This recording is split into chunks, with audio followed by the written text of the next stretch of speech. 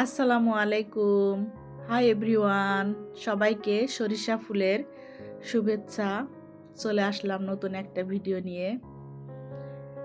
আজকে আমরা সবাই মিলে আমি বাড়িতে গিয়েছিলাম তখন আমার বোনেরা, ভাইয়ের বউরা, ভাইয়ের বাচ্চারা, আমার বাচ্চারা সবাই মিলে আমরা সুন্দর একটা সরিষা ক্ষেতে ঘুরতে যাব। তো জায়গাটা খুবই সুন্দর। আমি বাড়িতে যাওয়ার পর থেকেই শুনছিলাম আমার ভাইয়ের ছেলের মুখে যে জায়গাটা অনেক সুন্দর।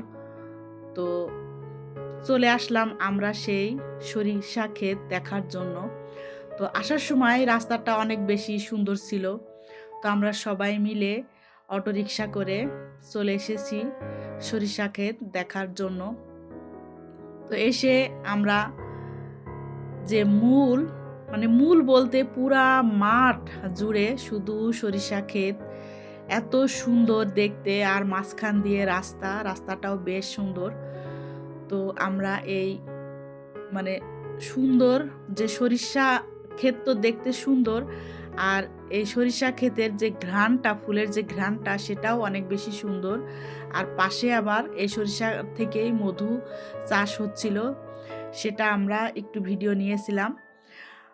তো আমরা এখন মূল যে সরিষা ক্ষেত, চতুর্দিকে সরিষা ক্ষেত, আর মাঝখান দিয়ে যে কি বলে জমির যে আল, সে আলের উপর দিয়ে আমরা হাঁটছিলাম, আর সবাই মিলে অনেক ভিডিও করছিলাম, ছবি তুলছিলাম।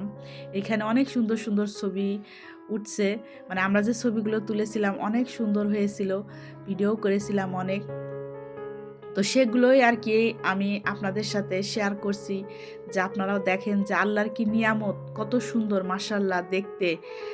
আর যত দূর পর্যন্ত চোখ যাচ্ছে শুধু হলুদ আর হলুদ, আর অনেক দূরে যে দেখা যাচ্ছে গ্রামগুলো, গাছ, সেই গাছগুলো, আর পুরা মাঠ জুড়ে শুধু হলুদ আর হলুদ। আমরা ওইখানে প্রায় 2 ঘন্টা মতো ছিলাম।